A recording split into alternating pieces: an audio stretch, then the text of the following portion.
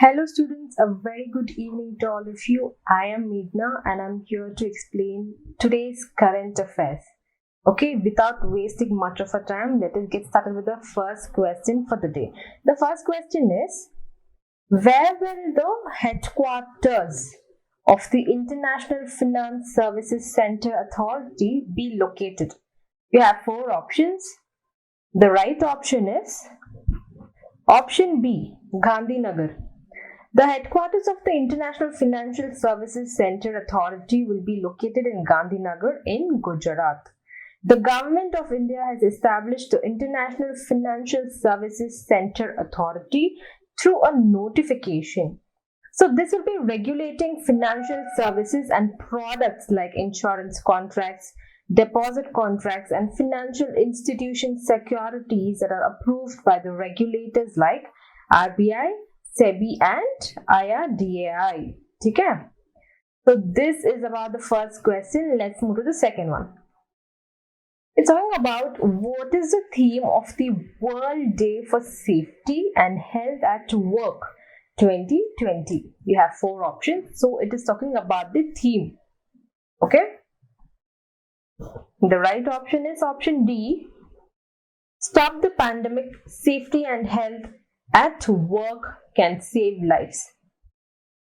The theme for the World Day for Safety and Health at Work 2020 is Stop Pandemic, Safety and Health at Work Can Save Lives. So when is this day observed? It was observed on 28th April every year and it was first observed in the year 2003. Okay? So it will be focusing on accident and disease prevention at the workplace worldwide. The day is an annually coordinated event by the International Labour Organization, and this year's theme it recognizes the challenges faced by the employers, government, society and workers, and also acknowledges the vital role played by the occupational safety and health services. Okay, this is about the second question. Let's move to the third one. Which country holds the warfare exercise Pitch Black? You have four options. The right option is option A, Australia. Okay, so Australia holds the warfare exercise Pitch Black. So this exercise is a biennial exercise that is hosted by the Royal Australian Air Force. Okay, the first Pitch Black exercise was held in the year 1981. The exercise focuses on defensive and offensive counter-air combat and is held in the northern Australia. The Indian Air Force participated in the Pitch Black exercise for the first time in the year 2018. So India also holds a bilateral naval exercise with Australia that is known as Australia Index, that is AUS Index. Okay, also note students, the biennial exercise, it has been cancelled in the view of COVID-19 pandemic. Now you got to know why we study this. Okay, let's move to the fourth one. Which country hosted the first virtual climate dialogue? Interesting question. You have four options. The right option is option C, Germany. So Germany hosted the 11th session of the Petersburg Climate Dialogue, which was the first virtual climate dialogue to take place. The dialogue has been hosted by Germany since 2010 and it provides a platform for informal high-level political dialogues which focuses on climate negotiations and advancement of climate action on the international level. The conference saw the participation of around 30 countries. So India was represented in the dialogue by the Minister of Environment, Forest and Climate Change. I hope you all are clear with the name. It is Prakash Javadekar. Okay, let's move to the fifth one. Which organization has released the first geological map of the moon? You have four options. The right option is option B, USGS. I'm sure people would have got confused with NASA. So what is USGS? It is United States Geological Survey. So USGS has released the first geological map of the moon with scientific details. The map has been created using Apollo era maps and the latest data collected by satellites. The maps are available online to be viewed by individuals free of cost and can be enjoyed by the enthusiasts.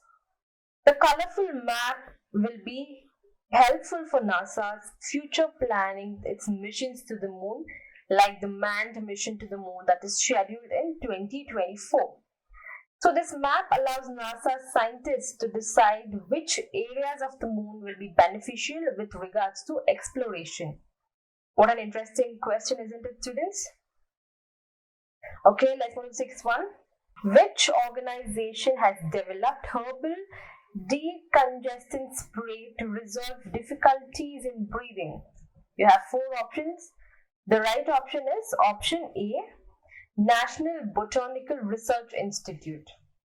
The herbal decongestant spray to resolve difficulties in breathing has been developed by the scientists who are working at the National Botanical Research Institute. The herbal spray on Mars, it can help in protecting from suffocation, and it has been formulated from an excellent blend of 4 plant-based oils. This spray clears the mucus or cough from the windpipes, so thus it will be an ease the congestion that is going to lead to ease in breathing. Also note, the National Botanical Research Institute functions under the CSIR. What is CSIR? Council of Scientific and Industrial Research, which is located in Lucknow. Okay, let's move to seventh one. What is the full form of CAC, the group which will be doing the surveillance of COVID-19 pathogens using sewage treatment? You have four options. The right option is option D, COVID Action Collab. So CAC, it stands for COVID Action Collab, which is a term of multidisciplinary experts who have collaborated to explore methods of non-invasive community surveillance for COVID-19 in treating sewage to find the presence of pathogen. Over 150 experts with specialization in different areas have collaborated to explore the possibility of community testing and ways to prevent the spread of coronavirus. The members of the team, they range from microbiologists, public health experts, sanitation experts, you have wastewater treatment experts, virologists, and also members of the National Institute of Urban Affairs.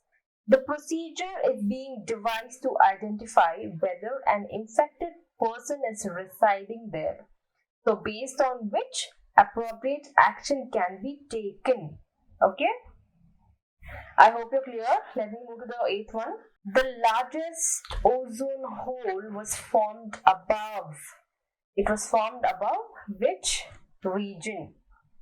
You have four options. The right option is option C, Arctic region.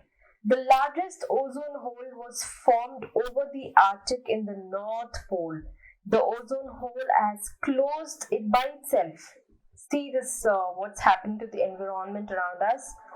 Such a healing process the earth is taking. The ozone hole has closed by itself, and the information was reported by the researchers from CAMS. What is CAMS? Copernicus Atmosphere Monitoring Services of the European Union.